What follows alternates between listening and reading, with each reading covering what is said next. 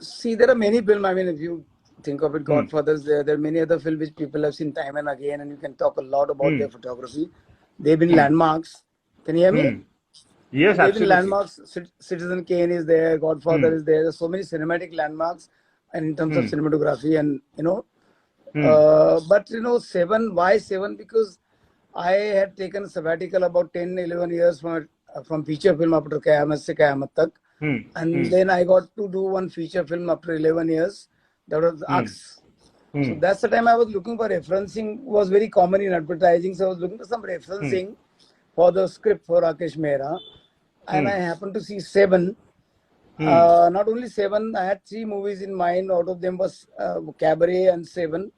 And Hmm. Seven really, while watching, I got really, really, I mean, not only me, I think a lot of DOPs was Hmm. little taken aback. What is this unconventional, work in the noir genre? Hmm. So I think, and that helped me a lot uh, to design the look I wanted for Arcs. And Hmm. Hmm. it was Matrix, Hmm. Seven and Cabaret, three movies combined, if you remember Hmm. Arcs.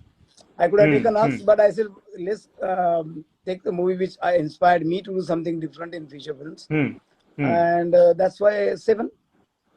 Hmm. And this movie was Hmm. shot, obviously, when there was no DI Hmm. and there was no graphics, there's no post production correction. Basically, Hmm. color grading used to happen on negative, optical Hmm. prints. Hmm. So what I know is that he shot in Kodak and basically pushed the post stock by one stop to get the look he Hmm. wanted. Hmm. And the look is very unique. I mean, we try and get Hmm. the plugins on DI today, but Hmm. I find many times I'm trying to get something in some movies like this. It's not Hmm. easy to get what was there in Seven. Hmm. It Hmm. wasn't just the post look; it was what was happening on camera. Hmm. Hmm. Even in terms of kind of lights, Kino lights were just introduced that time. I Hmm. knew about them because I was doing advertising, and advertising people had those lights. We had bought some lights ourselves, and Hmm. through the film, we'll talk about it.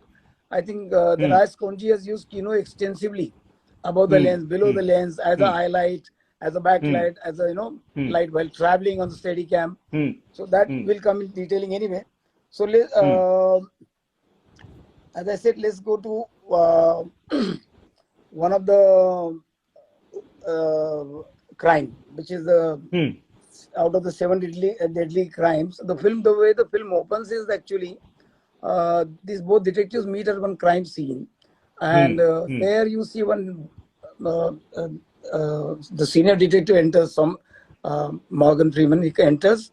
I would Hmm. like to make a nice, which actually I got kicked in by, was the detective walks into a very narrow corridor, which is a very Hmm. dark room, Hmm. and he is trying to find some details around. There are some white Hmm. papers on the wall stuck. He goes Hmm. close to it. It's very dark. So there's Hmm. a corridor light, which is the backlight hitting him. Hmm. There's no Hmm. color. It's a neutral right now. There's no any color connection Hmm. here. And Hmm. he's actually, when he's walking, he's in silhouette. But the moment he Hmm. comes close to the paper, the light which is hitting the paper becomes his face light. Hmm. So in a very Hmm. controlled locations like this, I mean, Hmm. using one light and to light up two, three things, it's a very, Hmm. a lot of people have done it, but I really enjoyed that and I try to use that sometime. Hmm. So that, and then when you show the first dead body in the film, it's lying Hmm. in the pool of the blood, camera starts Hmm. tilting up and you go up to show his face. As the camera is about to stop, there's a flare Hmm. coming into the lens, which the Hmm. light Hmm. source is just above the lens, out of the frame. Hmm. So that Hmm. shows that the DOP is actually interested in showing the origin of the light, Hmm. which Hmm. calls for the technique of source lighting. So I think Hmm. through the film, he's used source lighting so creatively and very beautifully done. Hmm. So that Hmm. you will Hmm. observe if you see in the film, anybody who's watching this Hmm. thing, and you can notice it very easily because Hmm. he's used it Hmm. throughout in every scene. Hmm. Hmm. So Hmm. why I talked about the source lighting, because there he's using source light in the frame with different colors also, where the color Hmm. contrast comes in. Hmm. Hmm. So let me now right from the first scene I noticed, and everybody would notice, is that we always talk about that as a cameraman I cannot just light thin air. There has to be something behind me. So something in the wall, something on the table, something in foreground. So it's production designing. So the trio of director, DOP, and production design have to work in collaboration, which in this film is very, very well done, because the production design is so good that each and every light or darkness which is there is beautifully enhanced by the way it's been done. What I noticed, what everybody would notice, that the whole film seems to be shot with aperture which is full open, something like f2 or 2.8, because the depth of focus is very, very shallow. But what it does give a challenge to a focus man. All a focus man has to be very carefully done, but it drags the audience eye very correctly to the plane where the action is happening. It doesn't get distracted by anything behind or in front. So which is, through the film you can notice, is shot at very, very open apertures. See, I personally feel shooting in rain is damn difficult. I'm sure they must be having a rain deflector that time there. We didn't have it in Bombay that time. Now we do have. Rain deflector is a machine, a small gadget you put in front of the lens. So if you are having a handle shot running through the rain, the rainwater does not touch the lens. It's like kind of fan which keeps clearing all the water which is coming to the lens. So I'm sure they must have used it to have the clear image that the rain is there but it does not hitting the lens. So you can shoot that. So besides that, I think rain production wise and for a cinematographer shooting in exterior is quite a challenge. And that too, now shooting something like this where you have to create certain kind of quality of image, something which is actually fighting the light which is there. You want to create different light. You know, you're changing the natural light to get the image you want. So I'm sure they shot with multiple cameras, not one camera. It was an action sequence. And here the lensing is, there are variety of lenses being used, not only one lens.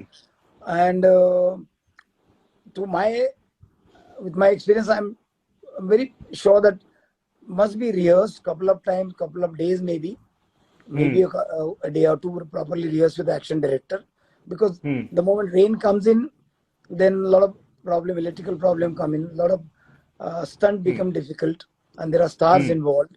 And but the element the rain adds, there is a sequence in fact when he hits him and he points, holds the gun on his temple, and you have the close-up of Brad Pitt closing his eyes and scared, and you see these raindrops dropping on the black metal of the gun. So those images become very iconic. I think that's the reason the rain has really, really helped to make this city really gritty and, you know, dirty city. And that element of darkness gets really enhanced with the rain even more.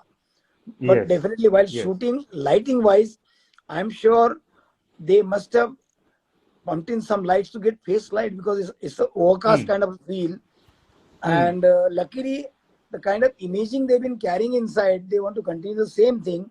So face going darker here and there actually is not very disturbing. And one very important thing I forgot to mention, that if you observe this film from beginning to end, the DOP never lights the character from front. It's always side light, cross light, back light, never from the camera side. Not a single shot. Never a key light is coming from head on. It's always half light, cross light, or back light. He's in silhouette, or there's a little light hitting here, a little light coming on the sideways, or you know, from here the cross light is becoming key light. So most of the time, it is never front light, 99%, except the Pride and Greed, where it's high key. It's all soft. The light is everywhere. So rest of the 80-89% film is always back or cross lit or half lit, which is what he gets in the outside also, because the top light is become not a face light, it's coming from top. So eye pockets are dropping dark, the neck area is dropping dark, which is helping to create the kind of contrast and image which he wants to carry from inside to outside. So I'm sure that sequence not just gone to outdoor and shot, it has been properly shot to keep in mind that it has to go with the rest of the film. Hey guys, thanks for watching this video, and if you like what we do, follow us on our socials and check out our other uploads.